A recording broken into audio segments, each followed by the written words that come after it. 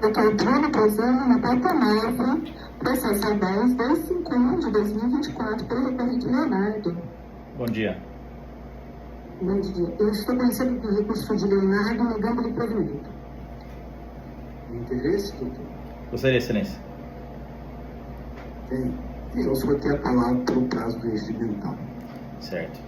Bom dia a todos. Gostaria de cumprimentar todos os presentes, aos nobres desembargadores e aos ilustres colegas advogados que compõem o julgamento nessa Egrégia Corte.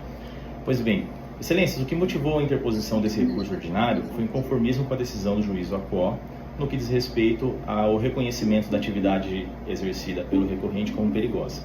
O fato incontroverso é que o recorrente era motoboy, exercendo a sua função única e exclusivamente com a moto fornecida pela empresa, estando exposto ao tráfego e a todos os riscos que essa função lhe expõe.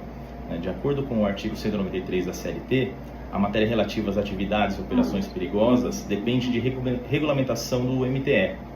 E nesse contexto foi editada a Portaria 1565 de 2014, que inseriu atividade na NR 16, regulamentando que as atividades laborais com utilização de motocicleta são consideradas perigosas. No entanto, a 20ª Vara Federal do Distrito Federal, ela suspendeu em 2015, até 2015, a Portaria 1565, através da Portaria 1930 para todas as categorias. Logo depois, essa suspensão ela ficou restrita aos funcionários de empresas como a Ambev e a ABIR, que trabalham nesse setor, o que não abrange a empresa a reclamada.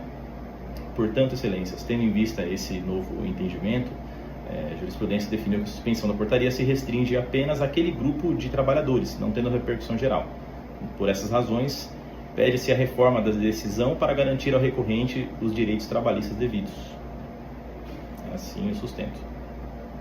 Senhora relatora? Pois não. Parabéns, doutor. Realmente, isso é uma discussão que nós estamos travando aqui na Câmara. Até tem uma divergência, estou antecipando da juíza Dora, porque há dois posicionamentos na Câmara. Um entendendo que esse julgamento, que declarando a portaria, teria feito agora, depois do trânsito julgado, de uma forma geral, e outro que fica restrito só às partes daquele processo. Eu ainda estou com o entendimento, doutor, de que tem um efeito geral, por isso a fundamentação para afastar a periculosidade é neste sentido. Eu vou manter o voto por hora, mas eu confesso que estou refletindo sobre a matéria. Muito bem. Muito bem. Eu sou o segundo a votar. Eu teria uma outra visão sobre o assunto, justamente aquela entendendo que se aplica aos demais casos. A doutora Dora. Senhor presidente, eu até não lancei aqui, não liberei, está aqui visualizado por mim, porque eu sei que a doutora Patrícia já conhece, nós já tivemos aqui na Câmara um outro caso em que esse debate da ampliação dessa suspensão de aplicação da norma da NR aos motoboys se estenderia ou não para outras categorias. Quando, no ano passado, nós apreciamos um outro caso, eu vi serem invocadas, inclusive, outras ações anulatórias propostas por outras entidades, que não essas que o doutor citou na sua sustentação, que é a ABIR, que é a Associação Brasileira das Indústrias de Refrigerantes e Bebidas Não Alcoólicas, e a Confederação Nacional das Revendas da Ambev, das Empresas de Logística e Distribuição. Para essas, é fato, a ação foi proposta, foi julgada, foi julgado, para elas realmente esse normativo não se aplica. Outras associações entraram com algumas demandas e tiveram resultados bastante diferentes. Eu até cheguei a ilustrar aqui, eu fui fazer uma pesquisa dos respectivos TRFs. Então, tem ações que foram extintas sem resolução do mérito, tem outras que teve uma tutela concedida inicialmente sobrestando a aplicação e depois revendo.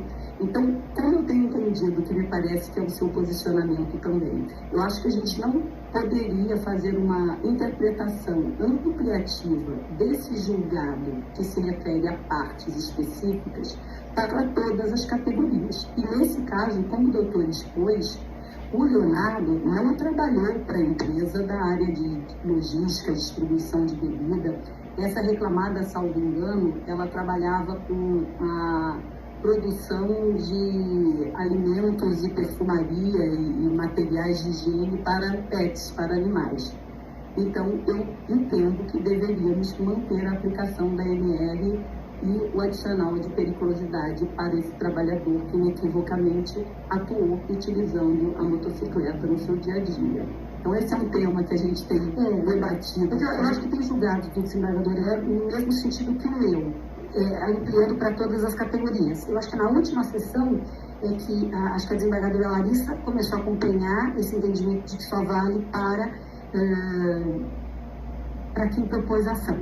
E o TST tem julgado, se quiserem, eu até libero todo o texto que eu elaborei. Tem um julgado muito recente, de janeiro de 2025, inclusive da lavra do nosso doutor José Pedro, que está convocado, que ele fala, inclusive, sobre essa questão da restrição. Mas não tem posicionamento da STI, né?